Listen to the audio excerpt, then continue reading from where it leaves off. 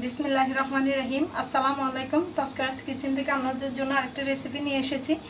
আজকে আপনাদের সাথে আমি চিংড়ি মাছ দিয়ে খিচুড়ির একটা রেসিপি শেয়ার করব, যেটাকে আমরা চিংড়ি খিচুড়ি বলি। খুবই মজার এবং লোভনীয় একটা রেসিপি। শুরুতে আমি একটা ফ্রাই প্যান বসিয়ে দিলাম, পরিমাণ মতো তেল দিয়ে দিচ্ছি।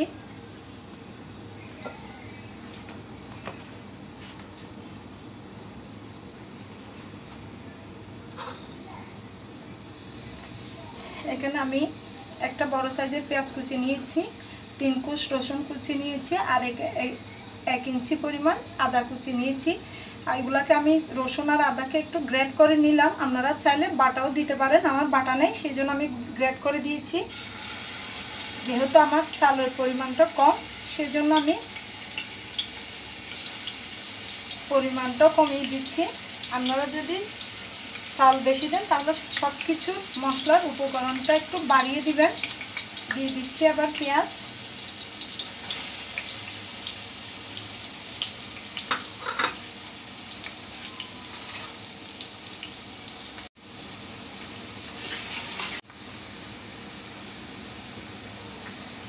এবার আমি খিচুড়ির জন্য এখানে 2টা আলুকে একদম কিউব করে পাতলা করে কেটে নিয়েছি। একটা বড় সাইজের গাজর নিয়েছি, এটাও কিউব করে কেটে নিলাম পাতলা করে করে। আমি এই পেঁয়াজ রসুনের সাথে গাজর আর আলুকেও ভেজে নিব।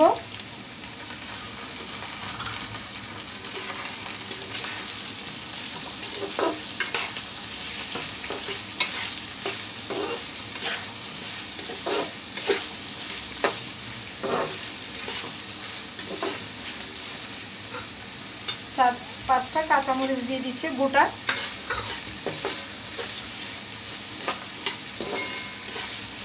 দেশি ঝাল কাঁচামরিচ, এই জন্য ফালি করে দিই নাই।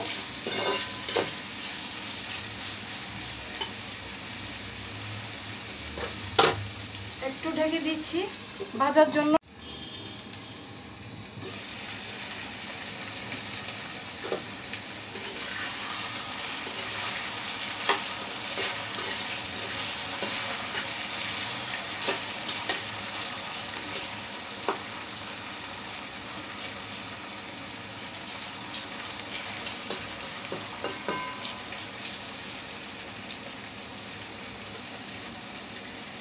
এবার দিয়ে দিচ্ছি আমি চিংড়ি।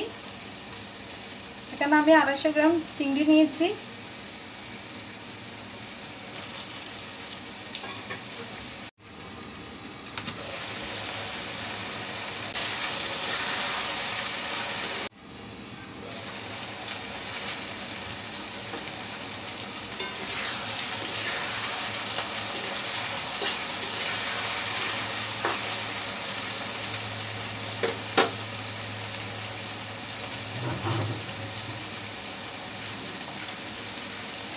এবার আমি এখানে পোলাও চাল নিয়েছি 1 পোয়া, 1 পট, মানে 250 গ্রাম। 1 পট চালের জন্য আমি আধা পট নিয়েছি মসুর ডাল। মসুর ডাল আর চালটা আমি ধুয়ে পানি ঝরিয়ে নিয়েছি। এবার দিয়ে দিব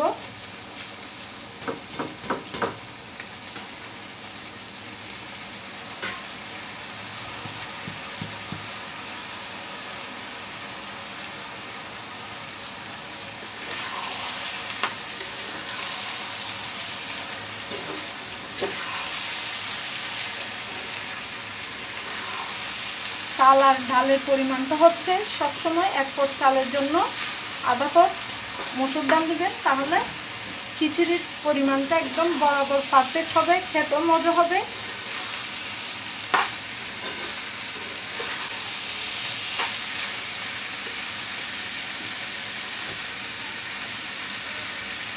এবার দিয়ে দিচ্ছি আমি 1 চামচ হলুদের গুঁড়া।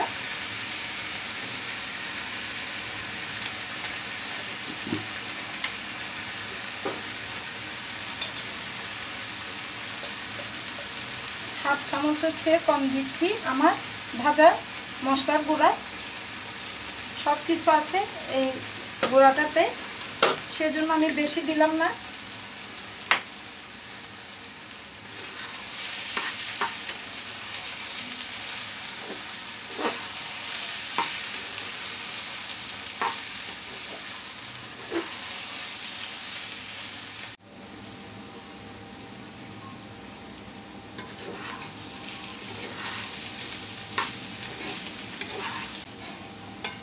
চাল 1 পট, ডাল আধা পট, মোট 1.5 পট। 1.5 পটের জন্য আমার থেকে পানি দিতে হবে 3 পট।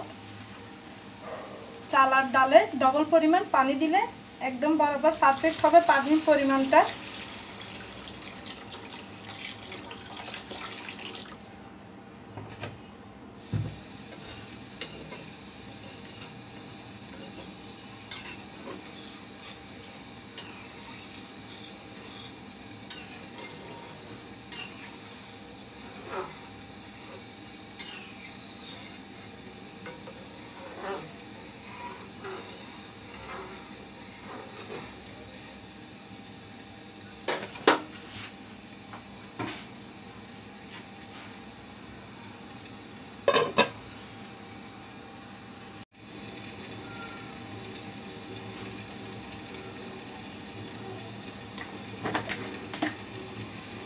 এবার আমি হাফ প্যাকেট, 1 প্যাকেটে হাফ প্যাকেট একটু ম্যাগি মশলা দিচ্ছি। এটা একেবারে অপশনাল, হাতের কাছে থাকলে দিবেন, একটু স্বাদের জন্য দিলাম।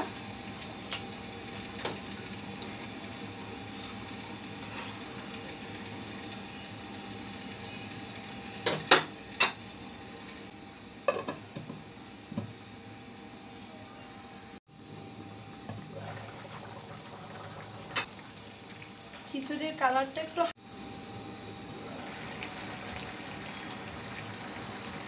এই পর্যায়ে দিয়ে দিচ্ছি আমি 1 চামচ ঘি। ঘিটা একেবারে অপশনাল, হাতের কাছে থাকলে দিবেন, একটু টেস্ট হয়, ফ্লেভারটা খুব ভালো আসে, কিন্তু আমার হাতের কাছে না থাকলে আমি ঘি দিই না।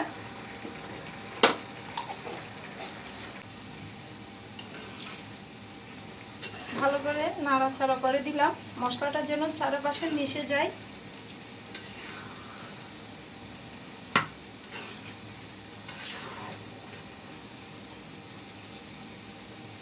লাস্ট পর্যায়ে একটু খুবই সাবধান থাকতে হয়, নতুনদের জন্য বলছি, একটু পুড়ে যাওয়ার সম্ভাবনা থাকে, সেজন্য একটু ঘন ঘন নেড়ে চেড়ে দিতে হয়।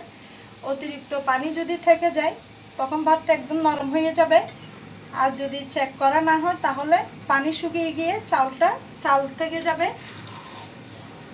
সেজন্য একটু ঘন ঘন নেড়ে চেড়ে দিতে হবে, চেক করতে হবে।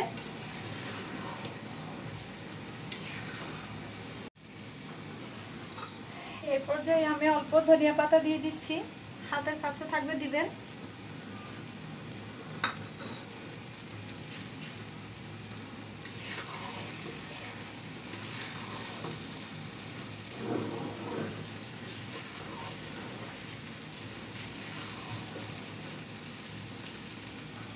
এই তো একদম পানি শুকিয়ে গেছে।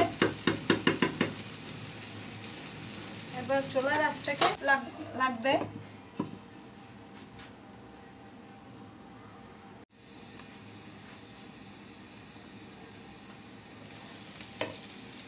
এই তো হয়ে গেল আমার খিচুড়ি।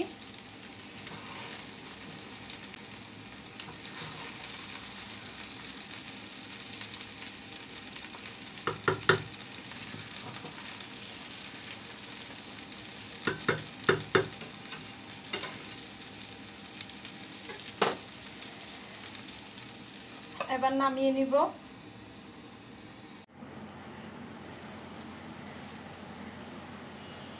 এই তো চুলা থেকে নামিয়ে নিলাম। আজকে আর আমি প্লেটে করে পরিবেশন করব না, এই করার মধ্যে আপনাদের সাথে এন্ডিংটা দিয়ে দিব। হয়ে গেল আমার চিংড়ি খিচুড়ি, দেখতে এরকমই হয়েছে। মাশাআল্লাহ, আলহামদুলিল্লাহ, খুব সুন্দর হয়েছে, খুব লোভনীয় হয়েছে। আপনারা একবার আমার মতো করে ট্রাই করে দেখবেন, ইনশাল্লাহ আপনাদেরও খুব ভালো লাগবে। আমার এই চিংড়ি খিচুড়ির রেসিপিটা আপনাদের ভালো লেগে থাকলে আমার রেসিপিটাকে একটা লাইক দিবেন, কমেন্ট ও শেয়ার করে দেবেন, যেন সবার কাছে পৌঁছে যায়।